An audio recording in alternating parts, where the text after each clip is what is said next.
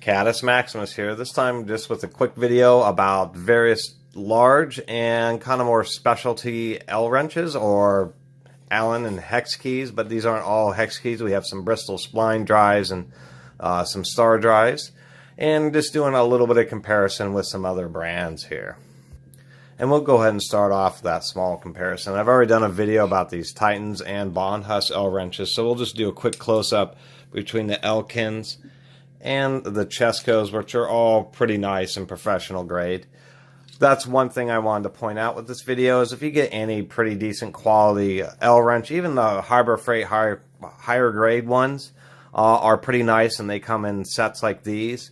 But really, if you get any, a really nice brand, they're all going to be about the same. And that's what I was going to point out here, is if we just take, not just visually, but as far as strength, Bondhuss makes a whole bunch of different claims and goes on this huge multi-page diatribe on why their wrenches are the absolute strongest.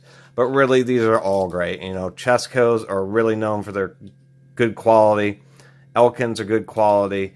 And even these Titans are really nice, particularly with the powder coating and the long handles. A long handle, if we just compare to a more standard length wrench, would be like this. Compared to a Bondhuss or any of these other brands, you get a little bit more torque out of them.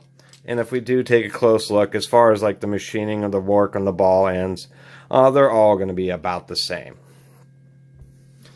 So this video is more about just covering L wrenches that didn't involve those two previous videos. One thing I wanted to point out with is they do make small little hex drivers, just like socket nut drivers. They also make hex ones. These are some small ones. This is a long shank with a nice little plastic handle. I only have one of these, but I'll eventually get a set. There's also reasons to sometimes buy a little bit cheaper sets, and I bought this cheaper set just because they happen to have some really microscopic sized hex keys, and those are real hard to find. And when you're taking apart smaller electronics, VCRs, there's all sorts of these really tiny set screws that you run into, and it's real hard to find super tiny hex keys. So every once in a while you'll run into some kind of a cheesy set, but it looks like it has a bunch of tiny ones.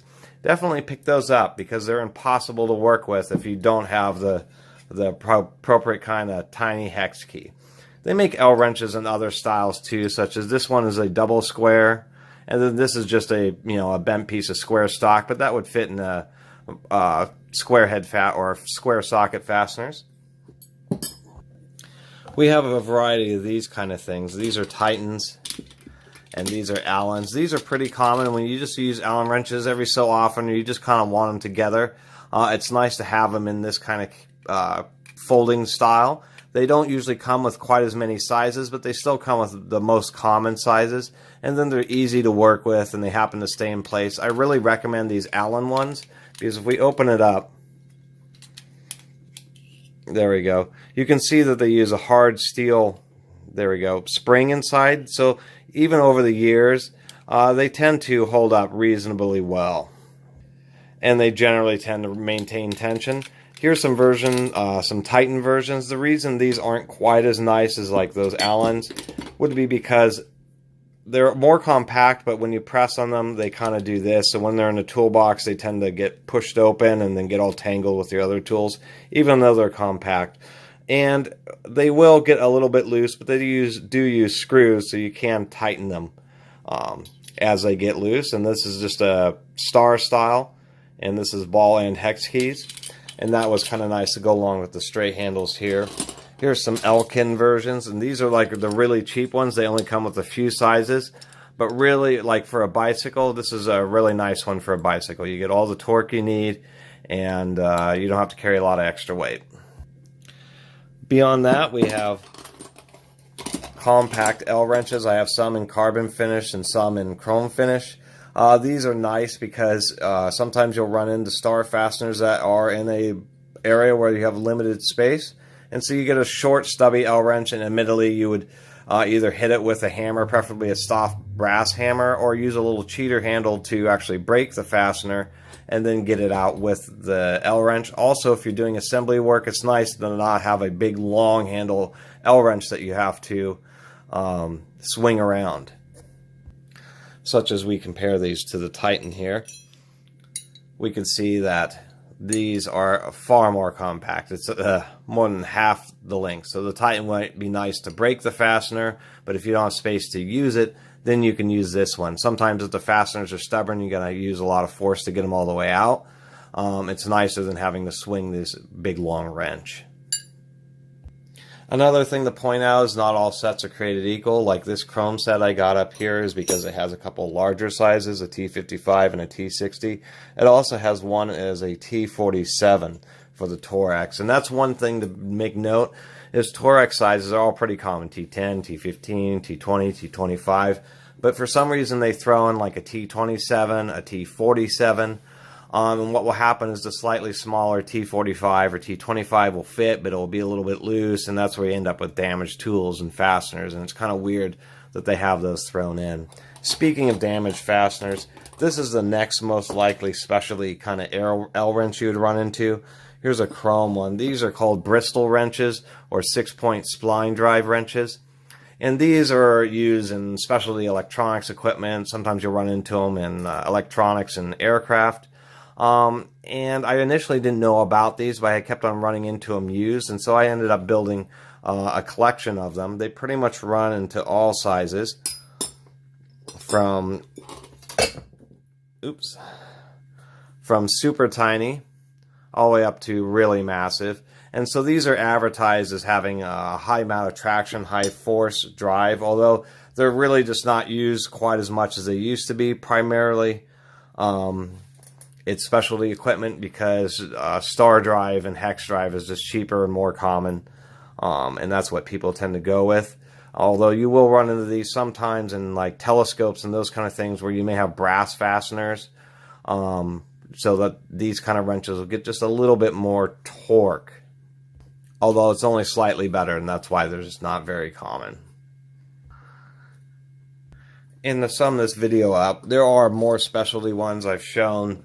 How those Titans are pin and socket in that previous review. Here's some Napa Pin and Socket. I like these because they have the carbon finish, although they have a strange manufacturing defect on the largest one where there's, for some reason, an undercut there, and another pretty nasty one on this side. But I figured they'll warranty it, which is kind of surprising. One nice aspect of these Napas is on the other side, the hole, they stuff magnets, neodymium, high-strength magnets into these. And I thought that was actually really genius. I really appreciated that, where the magnet would hold the fastener while you run it in or take it out. And thought that was kind of unique, and so wanted to show those. Oh, and here's the part number on those. And finally, to finish off, L wrenches do, as far as hex keys, come in very large sizes. This is a set here that goes from 10 millimeter all the way up through 19 millimeter. And I have a few different ones, whether longer handle or shorter handle. The chrome one is a German Hazet or Hazet. So there's definitely plenty of different brands represented. There's also a small 11 millimeter. In between sizes and hex keys are actually much more rare than sockets. To get a hex key set that goes from 10, 11, 12, 13, 14, 15 is really uncommon. It's almost all exclusively common sizes, 10, 12, 14, 17, 19, etc. And the same thing would be for the large sizes of Imperials. This Imperial set I have is actually pretty comprehensive. Just for finding used ones, we have some Blue Devils, some various other brands, Craftsman's. Sometimes these wrenches will come in super. This is a 7/16, and this is a ridiculous long handle. It's 7/16 and it's almost a foot long. So sometimes they can come in super duper long lengths. And they do make ball versions. Here's a 3/4 inch ball of a brand called ET. I think it's Ender's Tools, and they're okay. Just to show that they do make standard L wrenches just in larger sizes. You have to special order them. Somebody used a hammer on this, which is often a 3/4 inch hex fastener is going to have a lot of torque. And then, of course, I like to show big tools. I like to collect big tools. So this is a 1-inch L wrench. This is actually an Allen, but it's almost impossible to see through the corrosion. I should clean this up some. But that is a 1-inch. And this really isn't a wrench that you'd... All these larger sizes wouldn't be ones that you'd really be able to torque or break. hex socket cap screws, you would need to use some type of a cheater bar or extension handle to actually break the fastener loose. Then you would actually use the L wrench just to unthread it. So that was my big L wrench video and my little 3-video series on L wrenches. I really appreciate everybody watching. Please subscribe. Catus Maximus out.